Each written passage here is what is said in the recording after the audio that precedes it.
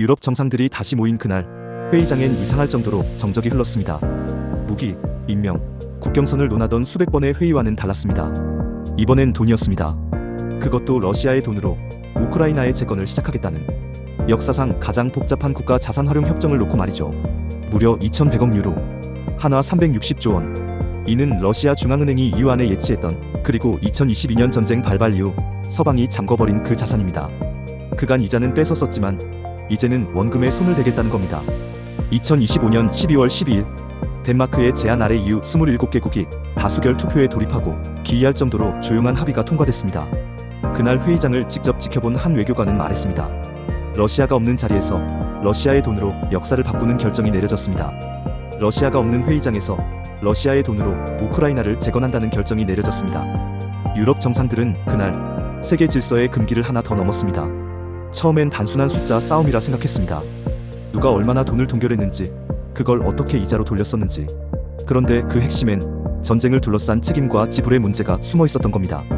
국가의 자산은 신성불가치입니다. 이건 오랜 국제법의 관습이자 냉전 이후 서방이 가장 앞세워온 원칙이었습니다. 그러나 이제 그 서방이 스스로 그 원칙을 무너뜨리기 시작했습니다. EU가 러시아의 자산을 본격적으로 몰수하기 위한 첫 수순에 들어간 겁니다. 이 과정은 내부 분열을 낳았습니다. 헝가리, 슬로바키아, 오스트리아는 공개적으로 반발했고 러시아는 즉각 소송을 제기했습니다. 일부 법률가는 말합니다.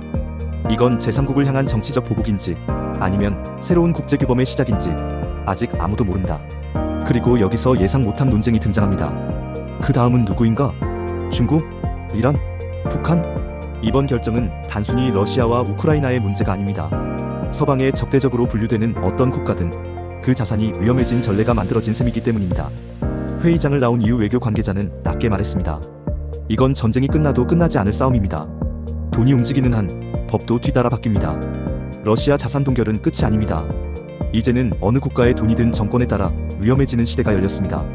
유럽연합이 동결한 러시아 중앙은행 자산은 총 2,100억 유로, 한화 약 364조 원. 2025년 12월 환율 기준 1유로 1,733원이다. 이 자산의 대부분은 벨기에 소재 국제결제기관 유로클리어에 보관되어 있으며 EU는 2022년 러시아의 침공 이후 이를 전면 동결했다.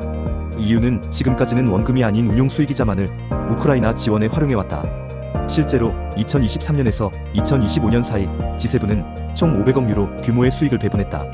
하지만 이번 합의는 원금 자체를 우크라이나 재건에 쓰자는 새로운 국면의 시작으로 평가된다. 법적 근거는 EU 조약 제122조다. 이는 회원국 간 비상재정 조치를 정당화하는 조항으로 국가 간 합의를 거치지 않고도 자산 활용을 허용할 수 있다.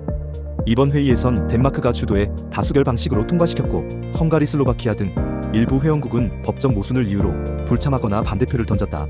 한편 러시아는 불법 행위라며 국제재판소에 제소했으며 푸틴 대통령은 EU 내 서방 기업의 자산 역시 대칭적으로 동결하겠다는 대통령령에 서명했다.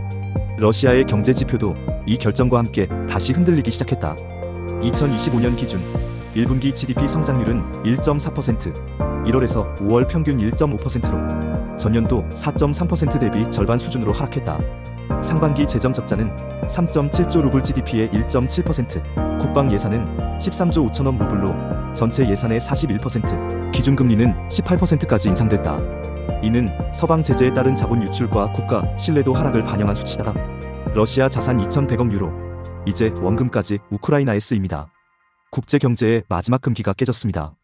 이번 EU의 결정은 단순한 재정 조치가 아니다. 이는 세 가지 프레임, 즉 국제법의 틀, 외교적 메시지 구조, 그리고 집단적 심리의 리스크 통제 모델이 중첩된 결정이다. 첫째, 국제법 프레임.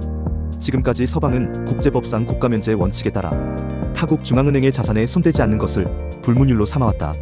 하지만 EU는 EU 조약 122조를 근거로 이 자산이 공익을 위한 긴급 자금이라 주장했다. 이는 기존 국제법 해석을 예외 조항으로 우회한 선례로 평가되며 향후 국제금융 질서 전체에 새로운 판례가 될 가능성이 크다. 둘째, 외교적 메시지 프레임. 이는 러시아에 대한 처벌이라기보다 동맹국 내부의 균열을 봉합하고 우크라이나에 대한 의지를 재확인하는 상징 행위다. 2025년 들어 미국 주도의 평화한 조율이 느려지는 상황에서 EU가 재정 카드로 영향력을 복원하려는 전략적 시도이기도 하다. 셋째, 심리적 리스크 통제 프레임. 시민과 시장, 나아가 세계 금융기관에 우리는 러시아의 전쟁에 재정적 도구로 대응할 수 있다는 메시지를 전달함으로써 지속적인 군사적 개입 없이도 정치적 압박을 강화할 수 있다는 심리적 안도감을 제공한 것이다. 이는 실제 군사 개입보다 돈의 흐름을 통한 억지력이라는 현대 외교의 새로운 형태이기도 하다. 요약하면 이번 자산 활용 결정은 법적 논리를 통해 국제법을 우회하고 외교적 동맹 강화를 이끌어내며 심리적으로는 불안을 통제하는 다층적 전략 구조물이다. 국제법을 우회하고 외교를 결속하고 심리적 리스크까지 통제한다. EU의 결정은 단순한 돈 문제가 아닙니다. 전략입니다. EU가 이 시점에서 자산 원금에 손을 대기로 한 배경엔 몇 가지 장기적 구조 실패와 압력 누적이 자리하고 있다. 첫 번째 원인은 전쟁의 예상보다 긴 장기화다. 2022년 전쟁 발발 당시 EU와 나토는 제재와 외교 압박만으로 1년에서 2년 내 협상 국면을 유도할 수 있을 것으로 예상했다. 하지만 2025년 말 기준 전쟁은 방어진지 고착과 제한적 공방이 반복되며 지속적 재정 지원 없이는 우크라이나가 버티기 어려운 상황이 되었다. 미국의 지원은 정권 교체 이후 외교 기조 재조정과 의회의 분열로 더욱 불확실해졌고 EU는 더 이상 이자만으로는 부족하다는 위기의식에 직면했다. 두 번째는 EU 내부 재정 피로다. 회원국들의 에너지 보조금, 난민 대응, 국방비 증가가 3년간 누적되며 EU 예산 자체가 압박을 받았다. 실제 독일, 프랑스, 이탈리아는 2025년 현재 집행 중인 예산안에 긴축 기조를 반영했으며 더 이상의 대규모 현금 지원은 국내 여론 악화와 직결되고 있다. 이 상황에서 동결된 외부 자산을 활용하는 것은 정치적 부담이 가장 적은 선택지다. 세 번째는 전략적 흐름 전환, 즉 탈러시아 금융 체계 구축이다. 러시아 중앙은행의 자산을 처음으로 건드린다는 것은 이후 중국이란 등 제재 가능성 국가의 유럽 내 자산 운용 전략에도 강력한 경고를 주는 효과가 있다. 이는 금융을 통한 지정학적 억제 전략의 진화형으로 EU가 스스로 만든 금융 무기화 전략의 수단을 본격적으로 실험하는 것이다. 요컨대 이번 결정은 단발성 이벤트가 아니다. 전쟁 장기화, EU 재정 구조 한계, 전략적 전환이라는 세 가지 구조적 원인이 겹쳐 만들어진 필연적 결과였다. 단순한 정치쇼가 아닙니다. EU가 러시아 자산에 손을 댄 건 3년간 누적된 압력이 폭발한 결과였습니다. 미국도 움직이고 있었습니다. 2024년 말 바이든 행정부는 러시아 국부 펀드와 국영기업 자산에 대한 몰수 법안을 통과시켰습니다. 캐나다는 이미 우크라이나 재건법을 통해 러시아 자산 일부를 몰수하고 실제 집행 절차에 돌입한 상황이었죠. 하지만 두 국가 모두 국제법 위반 논란을 의식해 몰수 대상과 절차에 매우 신중하게 접근해왔습니다. EU는 이 흐름에 더 적극적으로 올라탄 셈입니다. 사실 과거에도 전쟁 관련국의 자산에 제한적으로 손을 댄 선례는 있었지만 러시아 중앙은행의 원금 자산을 활용하는 건 이번이 처음입니다. 2000년대 초 리비아, 2010년대 이라크의 자산은 테러 및 전쟁 대상 명목으로 제한적 활용된 바 있습니다. 그러나 당시와 다른 점은 이번에는 전쟁이 끝나기 전에 그것도 동맹국 간 합의로 실행되었다는 겁니다. 이는 국제 질서의 위험 시그널로 작용할 수 있습니다. 한국은 어떤가요? 우리 정부는 러시아 제재에 동참하면서도 2023년 기준 러시아 내 한국 기업의 미회수 자산은 약 2.7조 원 규모로 집계됐고 2025년 현재까지도 본격적인 회수는 이뤄지지 않은 상태입니다. 극동개발은행 출자금, 수출입은행 보험금 등도 회수 불가 리스트에 올랐습니다. 러시아가 대칭 동결을 선언한 지금 우리 기업의 자산 역시 위험 자산으로 분류될 수 있는 전례가 쌓이고 있는 셈입니다. 그런데 여기서 한 가지 미묘한 전환이 감지됩니다. 우크라이나는 아직 EU의 제안에 대해 공식 환영 입장을 내지 않았습니다. 심지어 일부 외교 소식통은 이 자금이 조건부 대출이라면 정치적 통제 수단이 될 수 있다며 진짜 주도권은 자산을 가진 자가 아닌 자산을 푼 자에게 있다는 우려를 제기했습니다. 러시아 자산으로 우크라를 돕는다? 문제는 그 돈이 결국 정치적 무기가 될 수 있다는 점입니다. 이건 단순히 러시아와 우크라이나의 싸움이 아닙니다. 이제는 누가 전쟁을 했느냐가 아니라 누가 돈을 쥐고 있느냐가 힘의 기준이 되는 시대가 열리고 있습니다.